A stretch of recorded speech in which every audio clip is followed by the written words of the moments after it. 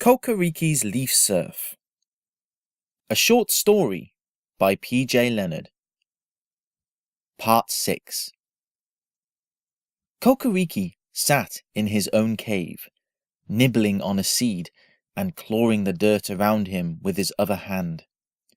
It had been a few days since the incident with the worm, and he hadn't spoken to Sultan since.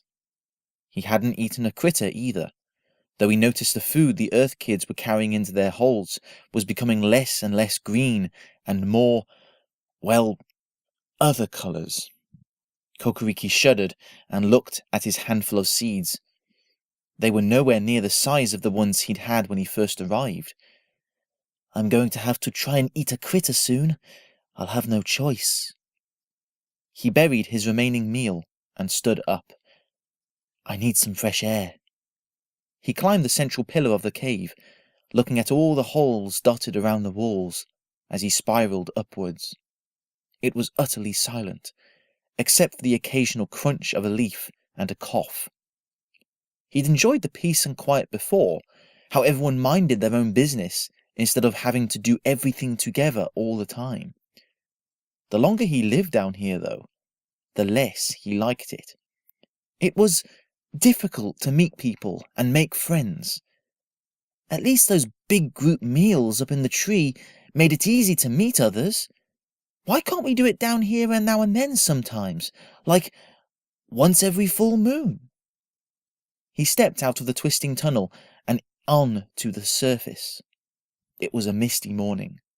He could just about see the tree, a huge grey silhouette looming over him. Kokkariki shook his head. I'm acting like I'm missing being a tree kid. I don't. Do I? Well, it wasn't all bad. But at least we never ate critters up there. But then, it was just so boring. Down here's an adventure, new stuff every day. And Earth kids eating critters, feeling lonely. Kokkariki! Kokkariki spun around so fast, he nearly fell over. Tito stood there, face poking through the grass. What are you doing out here? Said Tito, face lined deep with a frown.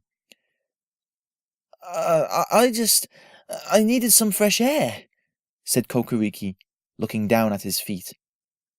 It's freezing out here, said Tito, stepping out of the grass and holding what looked like a giant ball under his bony arm, part of an ant's body.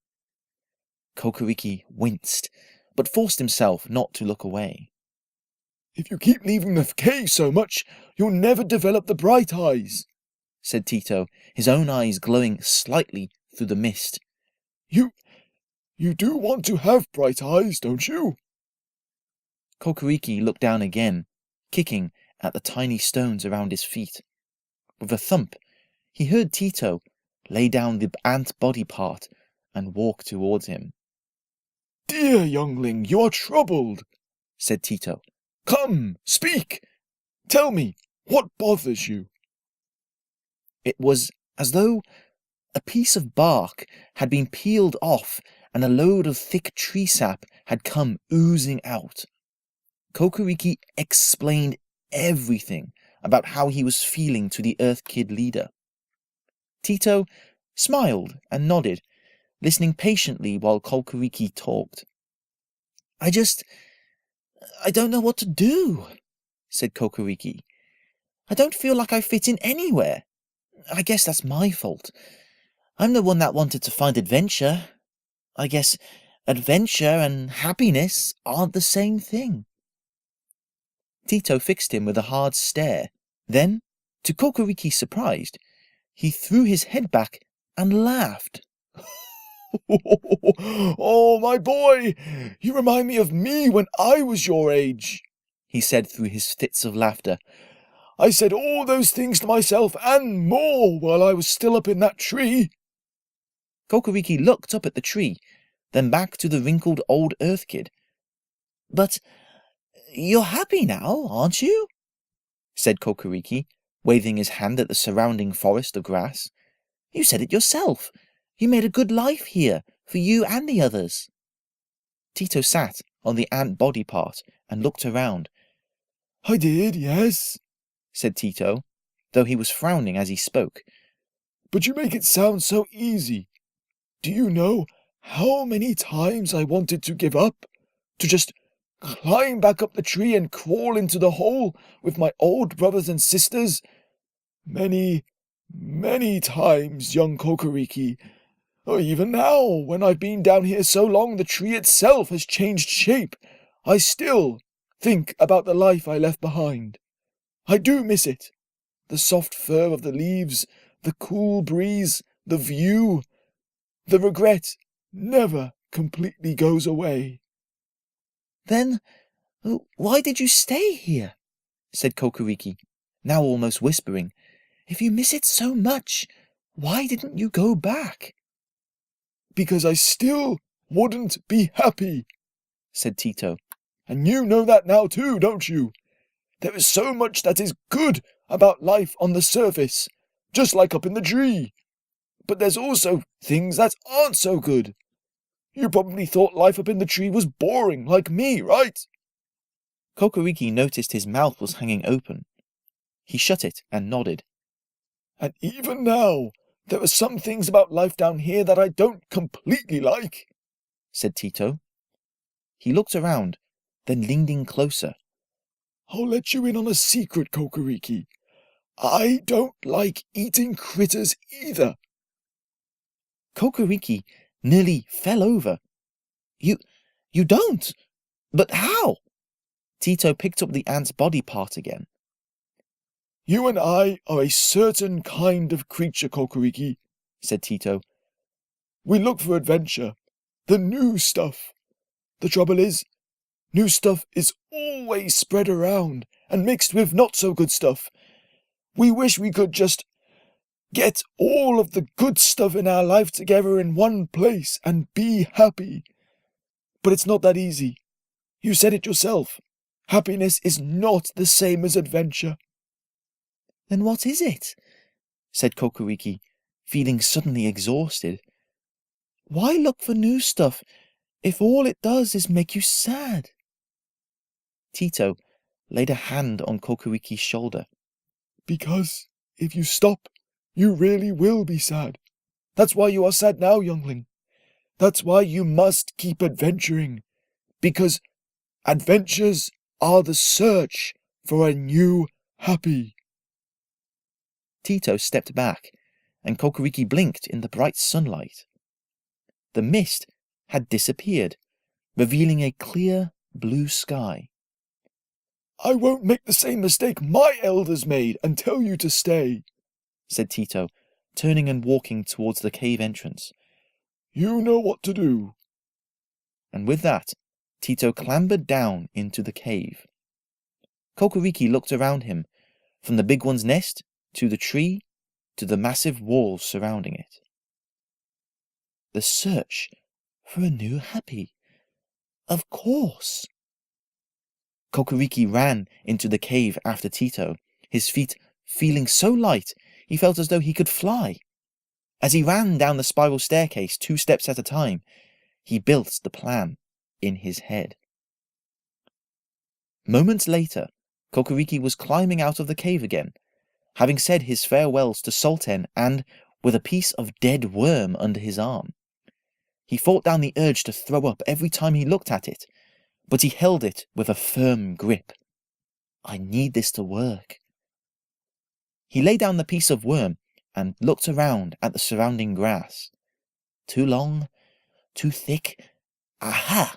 Perfect! He picked up and wrapped his hands around the chosen blade of grass and pulled with all his might until it ripped away from the ground. He tied the sharp end around the piece of worm and the thick end around himself. His fingers trembled as he pulled the knot around his waist tighter. He let out a long breath. Right then, here we go. He picked up the worm piece again and carried it through the grass, up the slope. It wasn't long until he arrived at the top of the hill, panting and sweating, which quickly turned to shivering as a cold wind blasted over the bare ground. Winter is on its way. A twitter, up above, made him drop the worm piece and look up. A bird, perched on a low branch of the tree, looked down at Kokkariki. Right on time. Kokkariki knew that bird well. It always stayed around in the tree longer than most birds before winter. In less than a second, the bird had swooped down upon him. Kokkariki leapt back, the blade of grass connecting him and the piece of worm stretched out as far as it would go. The bird swung its feathery head, its huge black eyes fixed on him, then the piece of worm. Go on, Kokkariki said. Take it. It's yours. The bird looked at him. All I ask is that you take me to the... Whoa!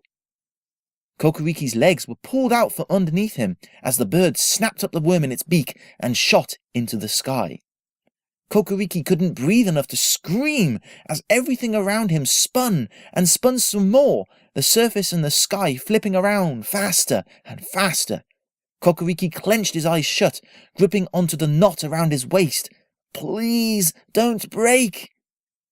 Bump! The wind was knocked out of him as he hit something light and feathery. Was that the bird? He rolled away, and something harder and rougher hit him. His hands recognized it before he opened his eyes. The tree! He leapt to his feet, staggering as the world still seemed to sway. He pulled the knot around his waist apart. Thanks, he mumbled, patting the bird, who was already gulping down the worm. He looked around. The tree was nearly bare now, except for a few leaves that still clung on. The surrounding big one nests and the distant mass of trees were easier to see at this time of year. Everything was exactly how he remembered it, but it all seemed smaller somehow. Kokkariki! Someone called. You're alive! Kokkariki spun around to see Topic and Piddup racing towards him, leaping from bare twig to branch. Kokkariki smiled and threw out his arms to gather his friends into a group hug. No doubt about it, they had been the things he'd missed the most. What happened to you? How did you get back up? Topic said excitedly, grabbing Kokkariki by the hand. Oh, come on! We should go tell Grand Elder Twilly and the others right now! Topic ran forward, but Kokkariki didn't move, his hand slipping out of hers. Topic and Piddup turned to look at him, confused. I can't, said Kokkariki, shaking his head. I haven't come to say hello. Actually, I've come to say goodbye. Goodbye? Piddup scratched his head. I don't understand, Kokkariki. You're leaving? Again? Kokkariki took a deep breath. He could stay to explain everything, to tell them what happened on the surface, why he couldn't stay. But they wouldn't understand. If he was honest, he wasn't sure if he completely understood either. Instead, he looked at Topic and Piddup straight in the eye. I am not happy, he said. Not sad, but not happy. You know that. I have to go and search for my new happy. Topic and Piddup looked at each other, then to Kokkariki. Topic shook her head, though a tiny smile ran across her lips. I'm not even going to pretend to know what's going on with you, Kokkariki, she said. 1 minute you're a lost one, the next minute you're here, then you'll be gone again soon. You've always been a little different. Kokkariki said nothing, only looked at her. Then she raised her hand. Kokkariki took it and shook it, Piddup raising a hand and placing it over both of theirs. We'll still be friends, always, said Kokkariki. No amount of searching will change that. Topic's eyes were shining. Go on! Get going! She said, her voice shaking. before I change my mind and I drag you into that hole." Kokkariki grinned. He turned and ran to the end of the branch, where a single leaf lay. A chill wind howled through the tree, making every branch sway. He leapt onto the leaf, and it snapped off. It scooped up by the wind, and it carried him high, high up into the air.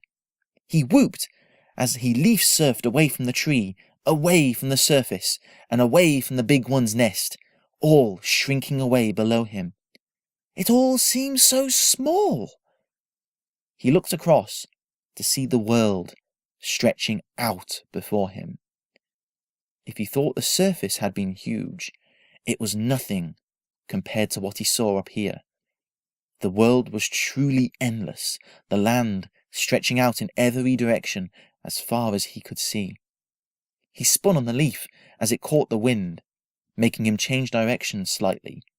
He rode it out, letting it take him wherever it wished. Kokkariki leaf surfed on into the sky in search of his new happy. The end.